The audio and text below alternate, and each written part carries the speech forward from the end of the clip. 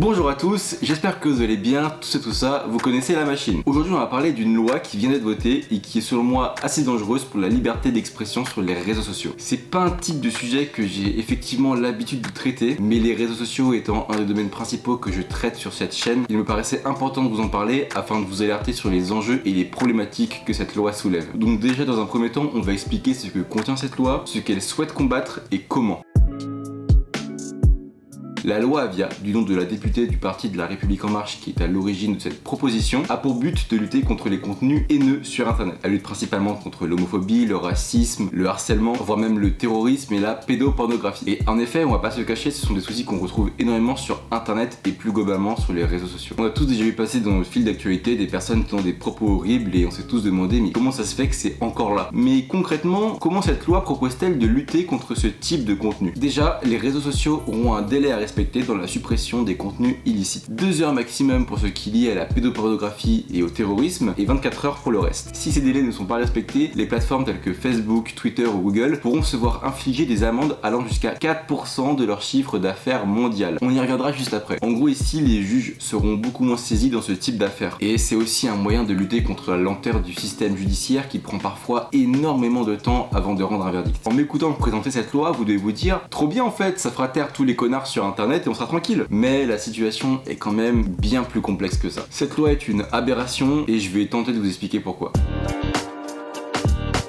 Déjà, parlons du problème majeur. 24 heures pour réagir et supprimer un contenu illicite. C'est le point le plus vivement critiqué par les opposants à cette loi, tout simplement parce que 24 heures, c'est beaucoup trop peu. En effet, des milliers de contenus sont signalés chaque jour. Certains sont bel et bien des contenus illicites, mais d'autres le sont uniquement pour faire chier les personnes qui sont signalées. Que ce soit parce qu'on n'est pas d'accord avec cette personne, parce que c'est un opposant politique, quand même parce qu'on l'aime tout simplement pas. Ainsi, il y a un volume énorme de signalements tous les jours. Et ça demande déjà des moyens humains qui sont énormes. Alors imaginez devoir traiter ces demandes en l'espace de seulement 24 heures. Ça représente un travail qui est beaucoup trop grand, impossible humainement à effectuer sans l'embauche de centaines et de centaines de salariés. De ce fait, les plateformes vont devoir automatiser tout ça via des algorithmes et autres robots pour pouvoir traiter ces signalements. Or, la définition d'un contenu illicite, voire haineux, est extrêmement large. Dans le droit, un contenu haineux n'est pas qualifié déjà très facilement. Alors déjà, même si en tant qu'humain on galère, imaginez apprendre ça à un robot pour qu'il puisse ensuite l'appliquer. Et là, vous me diriez, bon bah c'est pas grave, il peut y avoir quelques loupés, après tout ça reste qu'une amende, ils sont ultra riches, ils peuvent se la payer. Mais vous auriez oublié un petit point important, l'amende peut aller jusqu'à 4% du chiffre d'affaires mondial. Sérieux, en le disant, je sais pas qui a pu se dire que c'était une bonne idée, genre vraiment. En 2018, Facebook c'était 55 milliards de chiffre d'affaires mondial. 4% de 55 milliards, ça représente 2 milliards 200 millions de dollars. Ce sont des chiffres qui sont astronomiques, genre c'est beaucoup trop gros. Et surtout, la France ne représente qu'une toute petite partie du marché sur les réseaux sociaux. Ils peuvent pas se permettre de prendre une telle amende dans notre pays en fait. Mais du coup, que va-t-il se passer? Eh bien, les algorithmes qui vont être créés vont tailler extrêmement large pour ne rien laisser passer. Dans le doute, la censure sera toujours automatiquement appliquée. Vous l'aurez compris, plein de contenus qui ne seront pas haineux seront donc enlevés des plateformes simplement au cas où. Et ce qui est assez marrant, c'est que même les acteurs qui sont censés soutenir cette loi sont contre. Par exemple, des militants LGBT, anti-racistes et féministes pensent que la loi va se retourner contre les causes qu'elle est à la base censée défendre. Parce que oui, on l'a dit, les algorithmes ils vont galérer à différencier le bien du mal et vont donc très certainement échouer parfois en créant de faux positifs. Ils vont confondre les discours de haine contre les minorités et les discours de lutte contre cette haine. Parfois virulents, il est vrai, mais nécessaires pour réussir à éveiller les consciences. Et puis la loi pose un autre problème. La qualification d'un contenu et donc de son caractère illicite était autrefois donnée par un juge, qui sont, je le rappelle, les garants des libertés en France. Mais dorénavant, cette qualification sera faite par les acteurs du web eux-mêmes, qui sont donc des organismes privés ne répondant non pas à des objectifs éthiques et moraux provenant du droit français, mais à des logiques de business et de résultats en termes de chiffre d'affaires. C'est donc totalement ridicule. Et puis pour couronner le tout, il me faut aussi vous dire que l'ensemble des acteurs concernés par cette loi sont bien évidemment contre cette dernière. Que ce soit les militants anti-haine, les plateformes, les médias, les utilisateurs, en bref, tout le putain de monde. De nombreuses associations qui luttent pour les droits de l'homme, la liberté d'expression et la neutralité du net se sont exprimés à ce sujet. Ils parlent là de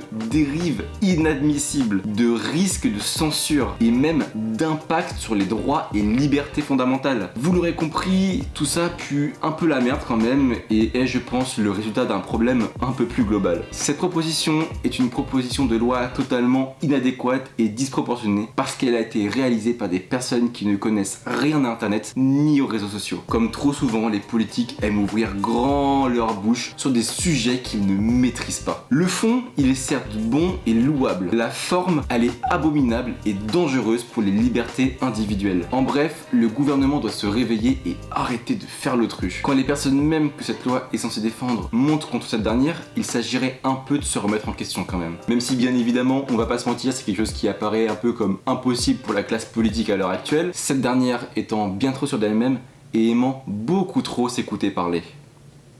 Cette vidéo est donc terminée. Malgré le sujet tournant autour du droit et de la politique pouvant rebuter quelques personnes, j'espère que ça vous aura intéressé. Parce que je pense qu'il est important d'en parler un maximum pour que tout le monde soit au courant des risques que cette loi apporte. C'est pourquoi, plutôt que de vous demander de liker, vous abonner et commenter cette vidéo, je pense qu'il est plus important de partager cette dernière. Si vous jugez bien évidemment qu'elle est assez utile pour expliquer ce problème. Enfin bref, sur ce, on se dit à la prochaine. Ciao!